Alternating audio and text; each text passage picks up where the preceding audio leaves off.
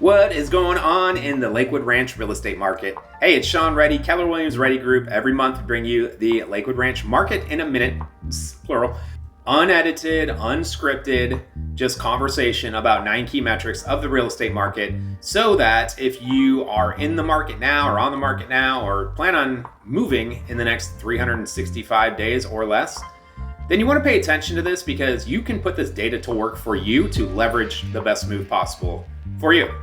So we're going to talk about these 9 key metrics. They are color coded. If they moved in favor of sellers, they're shaded in green. If they moved in favor of buyers, they are shaded in red. Kind of a half and half split in the month of April, which is what we're talking about today. And we'll just start with the biggest mover. New purchase contracts and closed sales, biggest movers. New purchase contracts and closed sales both down sharply in the month of April. Contracts down nearly 25%, closed sales down nearly, over 27%. However, a little context here, that is on the heels of a 24% boost in contracts in March and a 79% boost in closings in March. So it's all perspective. Stay tuned to later on. We'll talk about what this looks like year over year, but also a little bit longer time horizon as well. So it's all relative, right? Median market times jumped sharply 28%. So last month, the median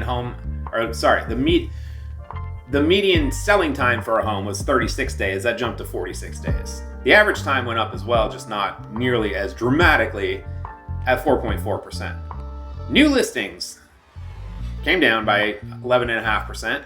Available homes came down by 15%. So less homes coming to the market, less homes lingering on the market. Total inventory as of May 1st was 684 properties. That is all inclusive of single families, townhomes, and condos, all residential properties. And then finally, prices. For the 4th straight month, the average selling price, what closed in the month of April, compared to what closed in the month of March, is up 3.3%, almost $900,000. The median selling price also up for the 3rd straight month to $650,000. 4% jump, that's $25,000. That's a big jump in median selling prices. Now that doesn't necessarily mean that all property values jumped for the 4th straight month and jumped by 4% month over month. That just measures what sold in those particular months. And then lastly, this median sold price to list price. Hone in on this one for a second. This measures headline close prices compared to final asking prices.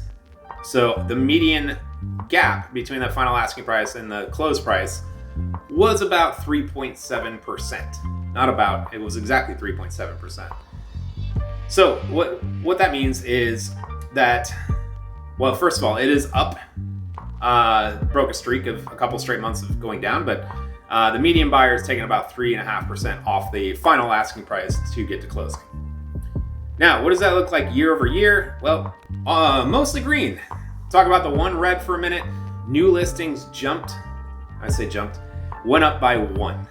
Not 1%, 1 new listing. 253 last April, 254 this April.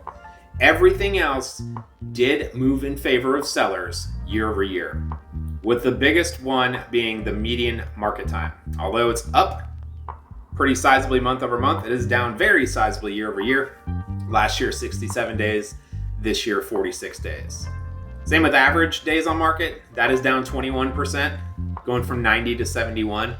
Now, personally, I'm not a big believer in total market time because a lot of home listings spend a lot of time at the wrong price before actually selling. If nobody overpriced their homes, we'd be talking about market times measured in days, not weeks or months. Anyways, available homes fell by 28%. Last year, this time, there were nearly 1,000 homes on the market in Lakewood Ranch. This year, 684. Meanwhile, purchase contracts are up 9.2%. Closed sales are up 11.6%. So we'll take a look at what this looks like visually here in a second. And I'll break it down a little bit more. Check out the prices though. The average, don't do that. Average and median selling prices both up sharply year over year to the tune of 18+%. So waiting to buy into the Lakewood Ranch market has not been proven to be a wise entry strategy. Also, the median sold price to list price ratio, or that leverage factor I talk about, is up 0.7%. So homes are selling closer to asking price. Now, last thing we'll look at. Okay, so this takes us back to February of 2024. So about 2 years worth of data graphed so we can see a little bit longer, perspective. This is, let me get to the top actually, just go top down. So we'll start with market times here. This tells us how long homes have been on the market in any given month.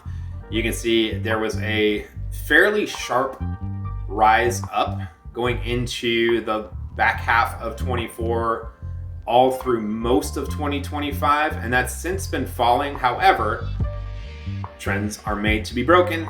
Market times did go up last month. We'll see if that trend does continue here in the month of May. Now, this is what I was talking about earlier. This can sum up the entire real estate market, this graph here. So this tells us in the red how many homes are on the market. And you can see that's been falling and then raising towards the end of last year, beginning of this year, and then fell again. The blue measures new listings coming to market. The yellow measures the homes that are going under contract. So this space here where that cursor is, that's kind of no man's land if your home's on the market. If there's 700-800 homes for sale and only 150 to 200 of them, sometimes higher, 280, go under contract in any given month, and new listings continue to hit the market, if you are not priced for attention, you're going to be in that no man's land and you're going to say the real estate market is soft, it's slow, it sucks. However, there are homes today that are still getting multiple offers. Why? Well, they price for attention, not price for aspiration. So a lot of these homes that hit the market, by the way, roughly half the homes that hit the market never sell, typically because they are going for aspirational prices that the market does not respond to. Next one, closed sales. Relatively flat, around 150 to 250 with a big spike last month. We'll see how that plays out.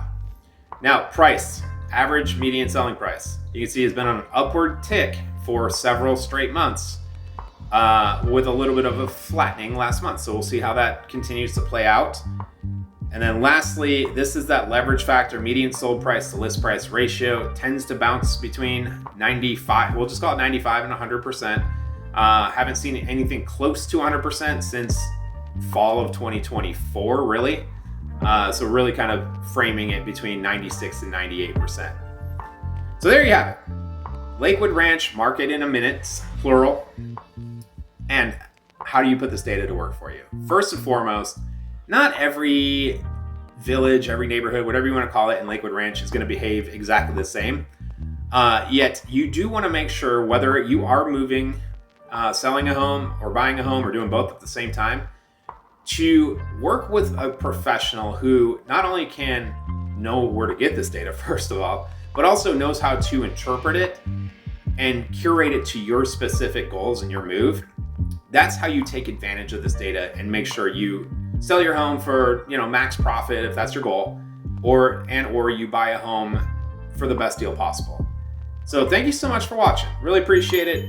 Not the sexiest topic in the world, yet I do geek out over this. And if you want to as well, just drop a comment. Make sure to subscribe to the channel. Let me know your thoughts, and we'll see you next month.